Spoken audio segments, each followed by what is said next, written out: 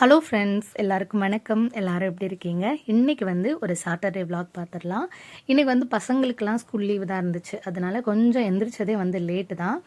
வீட்டில் வந்து இப்போல்லாம் மல்லிகைப்பூ 1-2 டெய்லி பூக்க ஆரம்பிச்சிருது. சரின்னு போயிட்டு கொஞ்சம் ஃப்ரெஷ் ஆகிட்டு பூ பறிச்சிட்டு வந்து சாமிக்கு வச்சுட்டு விளக்கேற்றி சாமி கும்பிட்டாச்சு. நேற்று வந்து ஒரு பெரிய மழையும் இல்லை, சின்ன மழையும் இல்லை, ரெண்டுக்கு நடுவில் மீடியமாக ஒரு மழை வந்து பெஞ்சிருந்துச்சு. சரி, மாடியில் போயிட்டு எப்படி இருக்குன்னு பார்த்துட்டு வரலான்னு மேலே வந்தேன்.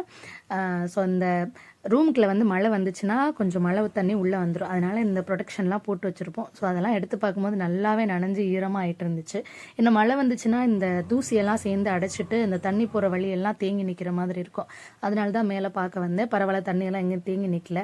சரி, லைட்டாக வந்து பெருக்கி விட்டுட்டு அதுக்கப்புறம் செடிக்கெல்லாம் தண்ணி ஊற்றவே தேவையில்லை. ஏன்னா எல்லா பாட்டுமே நல்ல ஈரமாக இருந்துச்சு.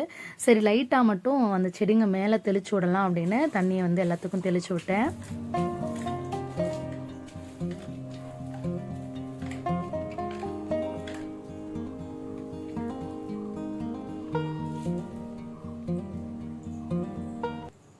வீட்டில் மல்லிகைப்பூ 1-2 பூத்துரும். அந்த 1-2 பூக்கிறதுக்கே அப்படி வாசம் கமகமத்து போயிடும். இதுலேருந்து தான் வந்து பூ பறிச்சிட்டு வந்து சாமிக்கு வச்சேன். அதுக்கப்புறம் மேலெல்லாம் முடிச்சுட்டு சரி குக்கிங் வேலை ஸ்டார்ட் பண்ணிடலாம் அப்படின்னு கீழே வந்துட்டேன்.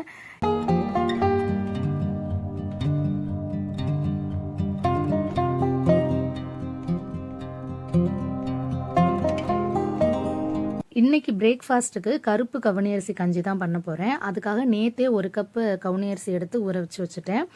அதுக்கப்புறம் வந்து சுண்டைக்கடலை, வெள்ளை சுண்டைக்கடலை இருக்குல்ல, அதுவுமே வந்து ஊற வச்சு எடுத்து வச்சுட்டேன். அதை வந்து ஸ்ப்ரவுட் மேக்கரில் போட்டு வச்சுட்டோன்னா அது வந்து 2 நாளையில் அந்த முளைக்கட்டி வந்துடும். அதுக்கப்புறம் வந்து சம்ருத் பூரியும் சன்னா மசாலாவும் கேட்டுகிட்டே இருந்தான். ஸோ அது பண்ணி கொடுக்கலான்னு அதுவுமே ஊற வச்சு வச்சுருந்தேன். அதுக்கப்புறம் இட்லிக்குமே வந்து காலையில் ஆட்டிடலாம் அப்படின்னு. ஏன்னா இப்போல்லாம் பசங்களுக்கு வேறு எக்ஸாம் ஸ்டார்ட் ஆகிடுச்சா. ஸோ ஈவினிங் அவங்கள வச்சுட்டு நம்ம வந்து மாவாட்டிட்டு இருக்கிறோன்னா டைம் வந்து வேஸ்ட்டாக போயிடும்.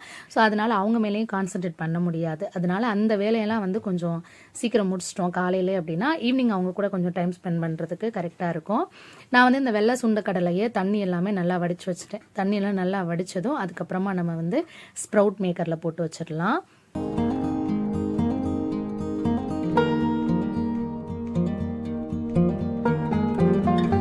நான் வந்து இந்த கப்பில் தான் 1 கப் அளவுக்கு கவுனி அரிசி எடுத்து நல்லா 2-3 தடவை கழுவிட்டு ஊற வச்சு வச்சுருந்தேன். ஸோ தண்ணி எவ்வளோ இருக்குது அப்படிங்கிறதுனால அதில் வந்து அளந்து எடுத்துக்கிட்டேன். ஸோ 2 கப் அளவு தண்ணி இருந்துச்சு. இது வந்து கொஞ்சம் கஞ்சியாக குழைவாக தான் இருக்கணும் அப்படிங்கிறதுனால நான் வந்து 1 கப் அரிசிக்கு 5 கப் அளவுக்கு தண்ணி சேர்த்துக்கிட்டேன். அப்போ வந்து நமக்கு கஞ்சி பதத்துக்கு வந்துடும். இது கூட வந்து ஒரு 5-6 பல்லு பூண்டு, ஒரு 2-3 பச்சை மிளகாய், 1 ஸ்பூன் சீரகம், 1 ஸ்பூன் மிளகு, அப்புறம் கொஞ்சம் போல் கருவேப்பிலை, அப்புறமா இந்த சாதத்துக்கு தேவையான அளவு உப்பு, இது எல்லாமே சேர்த்து குக்கர் மூடிட்டு ஒரு 4-5 விசில் நல்லா எடுத்து வச்சுக்கிட்டேன். இதையே வந்து நீங்கள் ஊற வச்சு வச்சுருக்கீங்களா, அதையே வந்து நம்ம தண்ணியெல்லாம் வடிகட்டிட்டு மிக்சியில் கூட நம்ம லைட்டாக பொடி பண்ணிவிட்டு நம்ம வந்து இந்த மாதிரி கஞ்சியும் பண்ணலாம். நான் வந்து அப்படியே அந்த அரிசியவே முழுசாக இருக்கட்டும், நம்ம இப்போ வந்து நம்ம சாதம் சாப்பிட்ற ஒரு ஃபீல் இருக்கும் அப்படிங்கிறதுனால நான் வந்து அதை அப்படியே வச்சுட்டேன்.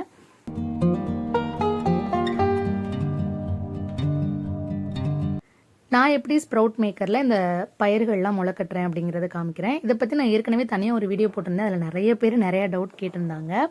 கீழே இருக்கிற அந்த பாக்ஸ் இருக்குல்ல, அதில் வந்து ஒரு பாதி அளவு தண்ணி சேர்த்துடணும். அதுக்கப்புறம் இந்த 2வது பாக்ஸில் அந்த நாபு இருக்குல்ல, ரெட் கலர் நாபு, அதை சுற்றி கொஞ்சம் கேப் விட்டுட்டு அதுக்கப்புறமா நம்ம வச்சுருக்கிற இந்த பயிர்கள் எல்லாமே சேர்த்துக்கலாம். அடுத்த பாக்ஸ் இருக்குல்ல, அதை வந்து அப்படியே நம்ம வந்து ஆப்போசிட் டைரெக்ஷனில் வைக்கணும். அந்த நாபு எங்கே இருக்கோ இந்த 2 நாபும் ஆப்போசிட் டைரெக்ஷனில் இருக்க மாதிரி வைக்கணும். அதே மாதிரி இந்த நாபுக்குமே வந்து கொஞ்சம் கேப் விடணும். அதுக்கப்புறம் நல்லா க்ளோஸ் பண்ணிட்டு வச்சிட்டோம் அப்படின்னா இன்றைக்கி காலையில் வைக்கிறோன்னா நாளைக்கு காலையில் இல்லை நாளைக்கு நைட் எடுத்து பார்க்கும்போது நல்லா முளைக்கட்டி இருக்கும். இந்த ஸ்ப்ரவுட் மேக்கர் வந்து ரொம்பவே யூஸ்ஃபுல்லாக இருக்குது. இப்போ வீக்லி ஒன்ஸ் நம்ம ஏதாவது சுண்டல் பயிர் வகைகள் எல்லாம் நம்ம செய்கிறோம் அப்படின்னா ஈஸியாக நம்ம வந்து முளைக்கட்ட வைக்கிறதுக்கு எனக்கு ரொம்ப பர்சனலி வந்து ரொம்பவே யூஸாக இருக்குது.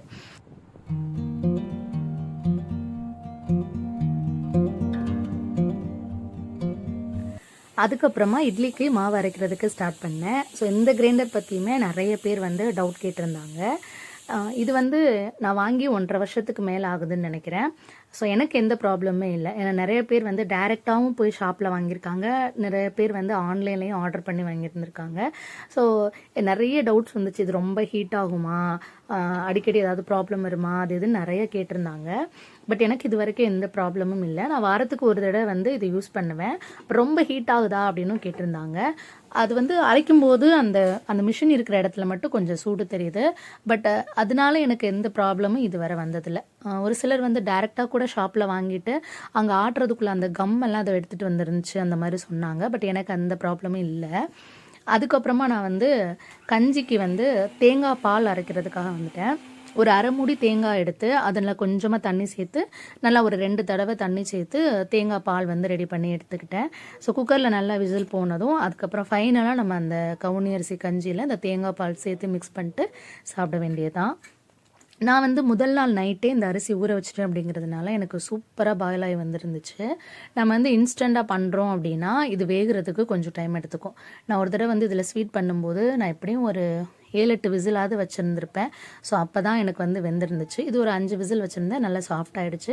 நான் ஒரு மத்து வச்சு இன்னும் கொஞ்சம் கடைஞ்சிக்கிட்டு அதுக்கப்புறமா கொஞ்சம் கொஞ்சமாக அந்த தேங்காய் பால் சேர்த்து நல்லா மிக்ஸ் பண்ணி எடுத்துக்கிட்டேன். சூப்பராக இருந்துச்சு, பார்க்குறதுக்கே அவ்வளோ கலர்ஃபுல்லாக இருந்துச்சு. பொமக்ரனேட் ஜூஸ் எப்படி இருக்கும் அந்த கலரில் இருந்துச்சு.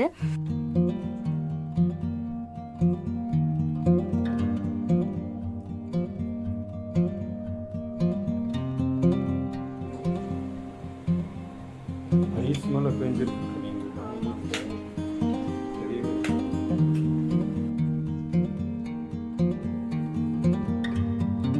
கஞ்சி ரெடி பண்ணிவிட்டு அதுக்கப்புறம் நானுமே மாவு எல்லாமே ஆட்டி வச்சுட்டு அதை வந்து ஒரு 2 பாக்ஸில் மாற்றி மாற்றி ஊற்றிக்குவேன். ஸோ ஒன்று எடுத்து உள்ளே வச்சுருவேன், இன்னொன்று வந்து காலியானது திருப்பி அதை எடுத்துக்கிறதுக்காக. ஸோ இப்போ எக்ஸாம் டைம் அப்படிங்கிறதுனால நம்ம லஞ்ச் பாக்ஸுக்கு பேக் பண்ண வேண்டிய தேவை இல்லை. அதனால பிரேக்ஃபாஸ்ட்டு தான் நமக்கு மெயின். அதனால் கொஞ்சம் இந்த மாவு இருந்துச்சுன்னா ஒரு நாள் இட்லி, ஒரு நாள் தோசை, ஒரு நாள் குழிப்பணியாரம் அப்படின்னு கொஞ்சம் வந்து நமக்கு வேலை ஈஸியாக முடியும். அதனால தான் வந்து காலையில் எடுத்து அரைச்சி வச்சாச்சு. ஸோ இன்றைக்கி இப்போது ஆட்டினது வந்து நைட்டுக்கு இட்லி ஊற்றிக்கலாம் அந்த பிளானில் தான் வந்து பண்ணியிருந்தேன். பசங்க இன்னும் தூங்கிட்டு தான் இருக்காங்க, அவங்க இன்னும் எந்திரிக்கலை. ஏன்னா ஸ்கூலுக்கு போகிறதுனால எப்போதுமே வந்து சீக்கிரம் எழுப்பிடுவோமா, சரி லீவ் டைமில் அவங்களே கொஞ்சம் நல்லா தூங்கி எந்திரிக்கட்டும் அப்படின்னு. அதோட வந்து சம்மிமாலாம் வந்து நானாக எந்திரிக்கிற வரை என்னை தயவு செஞ்சு எழுப்பிடாதீங்கம்மா, நான் நல்லா தூங்கி எந்திரிக்கிறேன் அப்படின்னு நைட்டே சொல்லிட்டு படுத்துருவா.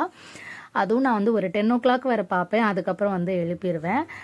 ஸோ ஃபஸ்ட்டு நாங்கள் வந்து சாப்பிட்டோம். கஞ்சி வந்து ரொம்பவே டேஸ்ட்டாக இருந்துச்சு, கொஞ்சம் டிஃப்ரெண்ட்டாக இருந்துச்சு. ஏன்னா எப்போதுமே கவுனி அரிசியில் ஸ்வீட் தான் பண்ணி சாப்பிட்ருக்கோம். இந்த தடவை கஞ்சி பண்ணி சாப்பிடும்போது எங்களுக்கு ரொம்ப பிடிச்சிருந்துச்சு. பட் பசங்க எப்படி சாப்பிட போகிறாங்க, அவங்களுக்கு பிடிக்குமா என்னன்னு தெரிலன்னு நினச்சிட்டு இருந்தோம். பட் அவங்க ரியாக்ஷன் என்னென்னு அப்புறம் காமிக்கிறேன்.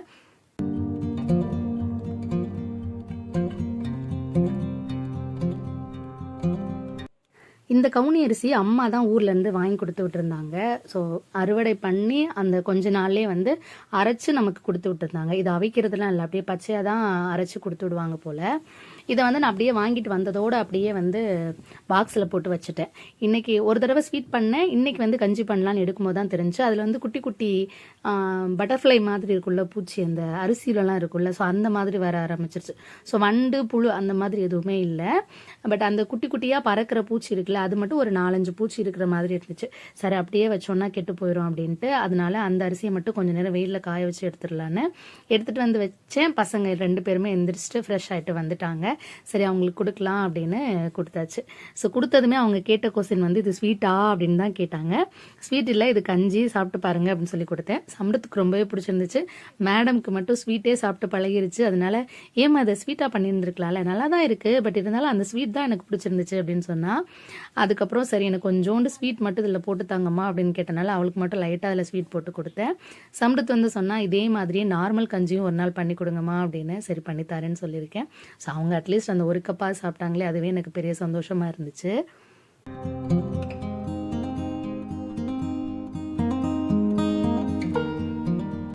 அப்புறம் அப்படியே மத்தியானத்துக்கு நான் வந்து பாவக்காய் குழம்பு செய்கிறதுக்கு ஆரம்பிச்சிட்டேன். ஸோ பாவக்காய் சாப்பிடவே மாட்டேன், இந்த குழம்பு எனக்கு பிடிக்காதுன்னு சொல்லுவாங்கல்ல, சின்ன பசங்கள்லேருந்து சில பெரியவங்களும் சாப்பிட மாட்டேன்னு சொல்லுவாங்கல்ல.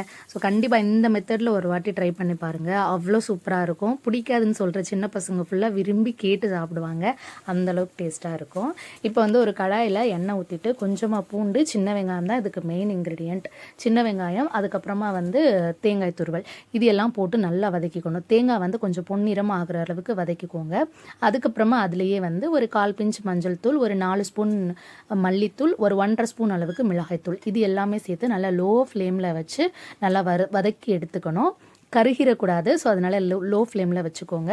இதெல்லாம் வதக்கி எடுத்ததுக்கப்புறமா இன்னும் கொஞ்சம் எண்ணெய் சேர்த்து அதில் ஒரு 3 தக்காளி கட் பண்ணி போட்டு அதையுமே நல்லா வதக்கி இந்த ஏற்கனவே வறுத்து வச்சுருக்கோம்ல அது கூட சேர்த்து வதக்கிக்கலாம். அதுக்கப்புறமா இதே கடாயில் நான் வந்து பாவக்காயை இந்த மாதிரி ரவுண்டாக கட் பண்ணிவிட்டு நடுவில் இருக்கிற விதையெல்லாம் ரிமூவ் பண்ணிட்டேன். இதை வந்து நல்லா நம்ம வதக்கிக்கிட்டே இருக்கணும். பாவக்காய் வந்து நல்லா வதக்கிடணும். நம்ம எந்த அளவுக்கு பாவக்காயை வதக்குறோமோ அந்த அளவுக்கு இந்த குழம்பு வந்து நமக்கு டேஸ்ட் கொடுக்கும். அதுக்கப்புறம் சைட் டிஷ்க்கு பார்த்திங்கன்னா நான் வந்து வெண்டைக்காய் பொரியல் தான் பண்ணுறேன். வெண்டைக்காய் பொரியல் வந்து பசங்களுக்கு ரொம்பவே பிடிக்கும். அதனால் வாரத்துக்கு ஒரு நாள் இந்த வெண்டைக்காய் பொரியல் வச்சு கொடுத்துருவேன். அது ரெண்டுமே வந்து லோ ஃப்ளேமில் வச்சு அப்படியே வதங்கட்டும். அந்த கேப்பில் வந்து நான் என்னென்ன கட் பண்ணிக்கணுமோ அதெல்லாமே கட் பண்ணிக்கிட்டேன். இப்போ வந்து நம்ம வதக்கி வச்சுருக்கோம்ல இது எல்லாமே வந்து மிக்சியில் கொஞ்சமாக தண்ணி சேர்த்து நல்ல ஒரு ஃபைன் பேஸ்ட்டாக அரைச்சி எடுத்துக்கணும்.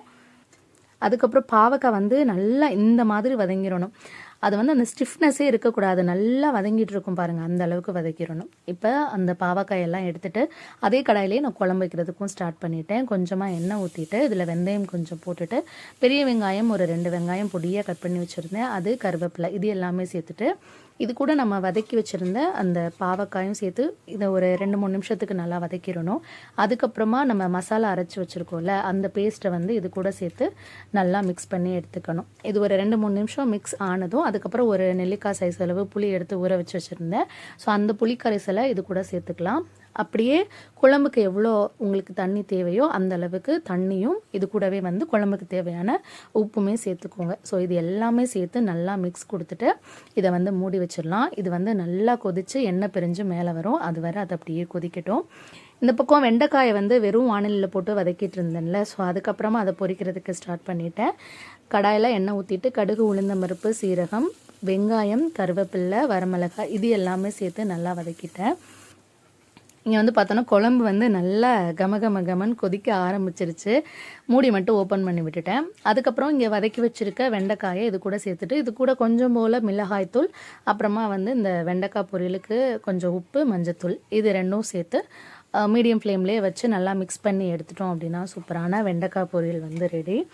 இது வந்து எல்லா குழம்புக்குமே சூப்பராக இருக்கும். மெயினாக வந்து இந்த புளிக்குழம்பு, அப்புறமா நம்ம வந்து வெரைட்டி ரைஸ்லாம் பண்ணுவோம்ல, ஸோ அதுக்கு எல்லாமே ரொம்ப நல்லாயிருக்கும். இந்த லெமன் ரைஸு, புளியோதரை இந்த மாதிரிலாம் செஞ்சு வைக்கும்போது செஞ்சு கொடுத்தோன்னா ரொம்ப நல்லாயிருக்கும். இந்த பாவக்காய் குழம்புல மெயின் இன்க்ரீடியண்ட் ஒரு மாஸ்டர்னே சொல்லலாம், இந்த ஐட்டம் தான். அது கொஞ்சம் போல் ஒரு வெள்ளை துண்டு எடுத்து நம்ம இதில் போட்டு விட்டுட்டோம் அப்படின்னு வச்சுக்கோங்களேன்.